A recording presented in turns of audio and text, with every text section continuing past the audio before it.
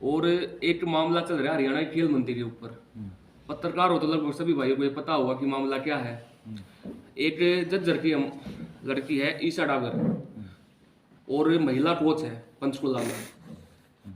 तो उन्होंने खेल मंत्री के ऊपर आरोप लगाया है कि वो उसने जहाँ पर वो जिम में जाती थी वहीं पर हरियाणा के खेल मंत्री संदीप सिंह विजिट पर आते थे।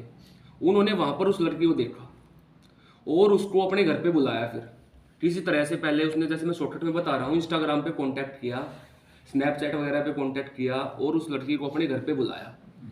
फिर उसको अपने कैबिन में लेके गया और उसके साथ गलत व्यवहार किया।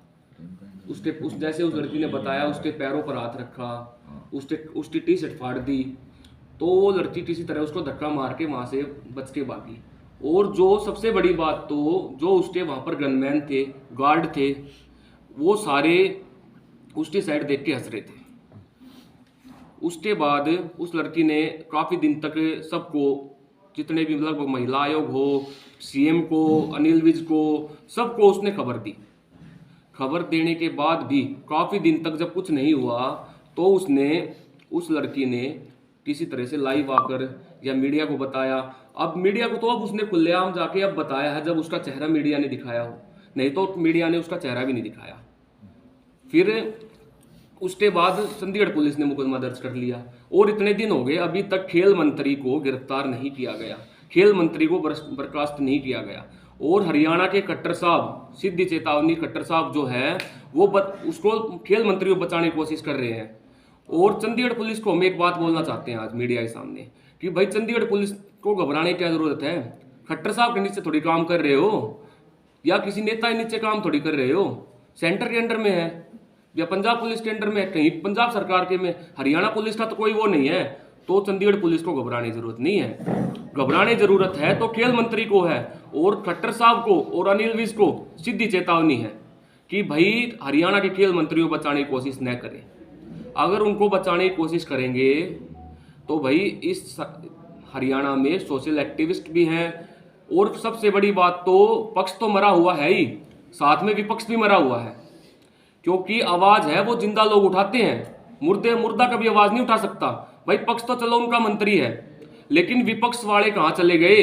कांग्रेस, आम आदमी पार्टी, इनेलो, चलो जेजेपी विपक्ष में, वो भी मुर्दा है। लेकिन इस हरियाणा में पक्ष नहीं, विपक्ष भी मुर्दा है।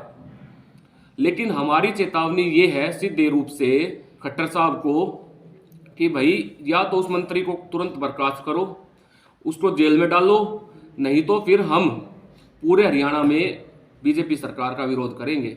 और चंडीगढ़ पुलिस को घबराने की जरूरत नहीं है। खाप पंचायतें भी लगातार लड़की के जो है पक्ष में आ रही हैं। हाँ। तो भीम आर्मी का क्या आगामी जो है रणनीति होगी?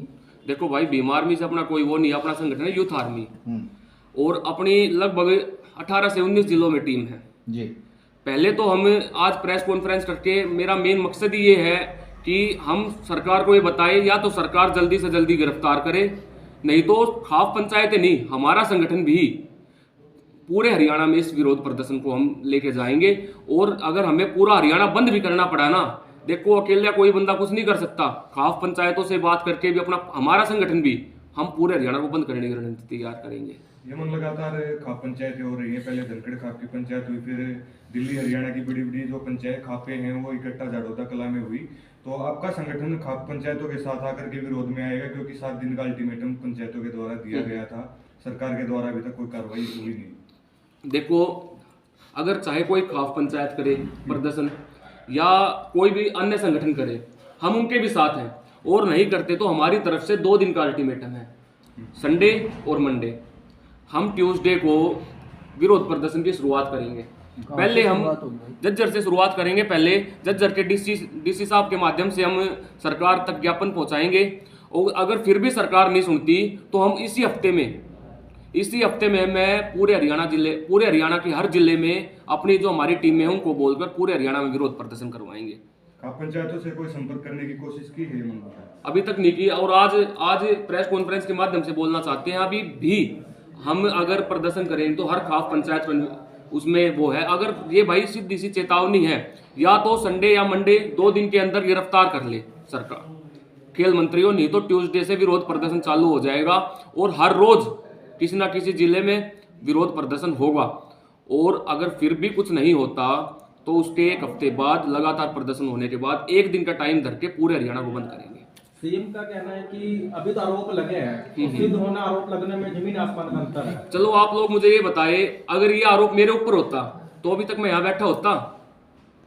वो खेल मंत्री है तो कोई बात नहीं, खेल मंत्री है तो है, अभी हटा दो। अगर आरोप सिद्ध नहीं होते तो फिर से लगा देना, जेल में डालो। आपको लगता है कि कहीं ना कहीं सरकार बचाने की कोशिश करी खेल मंत्री को? खुलेआम कर रही है भाई सरकार, चाहे खट्टर साहब हो चाहे अनिल विज साहब हो। जब उनके पास चली गई थी वो लड़की तो वो तुरंत उसी टाइम पे कार्रवाई करवा देते तो आज ये नौबत ना आती।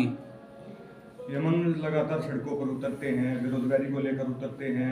अब इस मामले में आप विरोध की बात कर रहे हैं, तो क्या लगता है कि सरकार इस चीज से जागेगी, कुछ एक्शन खेल मंत्री के खिलाफ होगा? देखो, जैसे आपने किसान आंदोलन, सबसे बड़ा आंदोलन आज तक इस देश में हुआ है, तो किसान आंदोलन में टाइम तो लगा है लेकिन सरकार को झुकना पड़ा। तो हम तो ये कहते हैं झुकती है सरकार, झुकाने वाला चाहिए और हम झुकाएंगे इस सरकार को, ये गारंटी है। खेल मंत्री को अंदर जाना पड़ेगा। और एक मामला और भी है भाई, और कोई सवाल इस मैटर पे? एक मामला और है जो आज ही मेरी उसमें आया है, मैं सारे डॉक्यूमेंट लेके आया हूं। एक प्रिंसिपल है जो पहले रोहतक से, नाम है प्रिंसिपल का लता सैनी, जो रोहतक के एक प्राइवेट स्कूल से उसने अनुभव सर्टिफिकेट बनवाया था और आज वो सरकारी स्कूल में प्रिंसिपल है, पंचकुला में जिनकी ड्यूटी है। इससे पहले जींद में थी, उनके ऊपर जींद में भी आरोप लगे हैं, मुकदमा दर्ज हुआ है करप्शन का है। जैसे मिड डे मील आती है उसमें से पैस करप्शन, जो सरकार की तरफ से कपड़े वगैरह होते हैं उसमें करप्शन, और अभी उनके ऊपर मुकदमा लगा है SC ST एक्ट। ये मेरे पास उस में FIR है। और स्कूल का माहौल भी सही था जिसे हरियाणा सरकार द्वारा सम्मानित भी किया गया था। लेकिन जब से प्राचार्य लता सैनी यहाँ पर आई हैं तब से स्कूल में ना ठीक तरीके से पढ़ाई हो रही है और गांव में भी आपसी विवाद लता सैनी ने जातिवाद के नाम पर बढ़ाया है, जिससे गांव में कोई भी बड़ा विवाद हो सकता है। और ये यहाँ पर भी मतलब जातिवाद की बात आई। और अब पंचकुला में एक लड़की ने, जिसकी 2004 डेट ऑफ बर्थ है, ये जो मैंने FIR दिखाई थी, ये एक लड़की ने FIR दर्ज करवा रखी है। ये लड़की का नाम है प्राची, फादर का नाम है राजकुमार, डेट ऑफ बर्थ है 2004। उसने ये FIR दर्ज करवा रखी है कि उसके साथ एक तो शारीरिक उसको वो किया गया और साथ में प्रिंसिपल ने उसके साथ जातिवाद किया।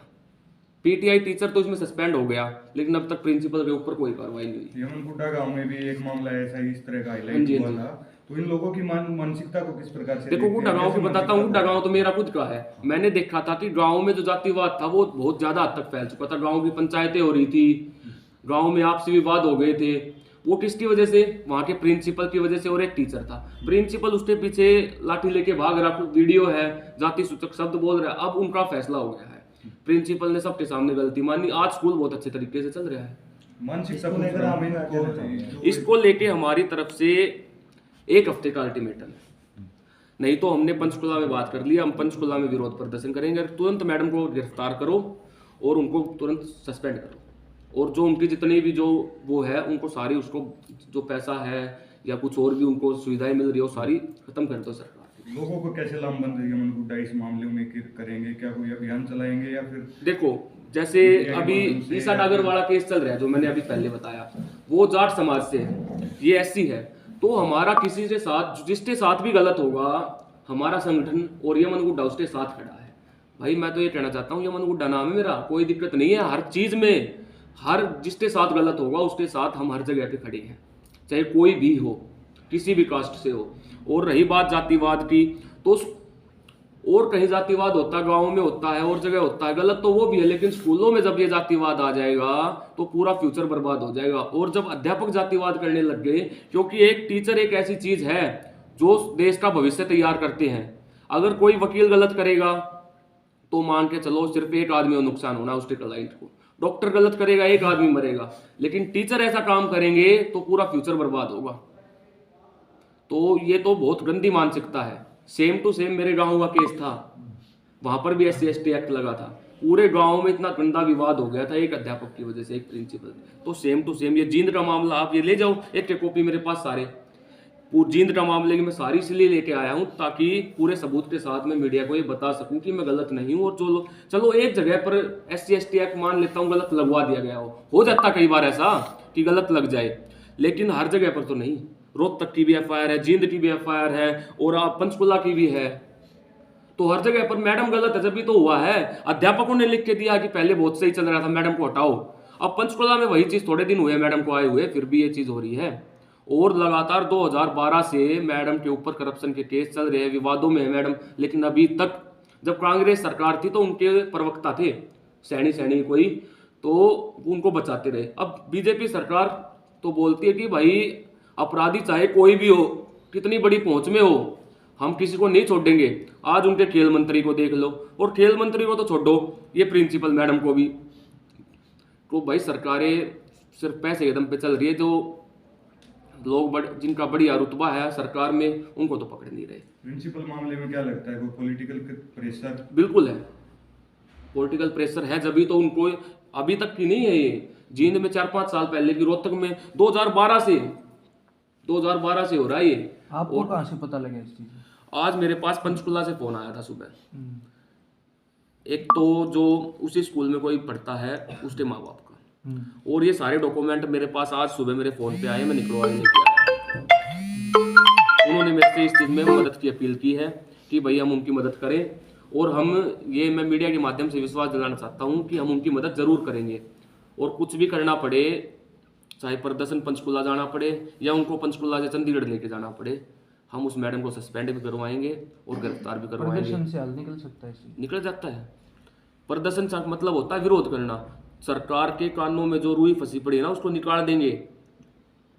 और खट्टर साहब के सामने जब जाएंगे ना, देखो भाई इतना मेरा मानना है, अभी ये प्रदर्शन ही था, किसान आंदोलन को देख लो, या 2 अप्रैल 2018 को जो SC/ST एक्ट को लेकर प्रदर्शन हुआ था एक दिन में, वो आज दोबारा से लागू करवाया गया था। फिर तो प्रदर्शन से होता है। विरोध करेंगे तो सरकार को सुननी पड़ेगी, नहीं सुनेगी विरोध करेंगे तो और लोग जागृत होंगे और बड़े आंदोलन की तैयारी होगी, और बड़े आंदोलन होंगे तो न्याय जरूर मिलेगा। तो प्रदर्शन तो यमन गुड्डा कर देंगे, लेकिन लोगों को कैसे जोड़ेंगे? अगर अकेले यमन गुड्डा प्रदर्शन करते रहेंगे तो सरकार केस लगाकर जेलों में यमन गुड्डा को डाल देगी।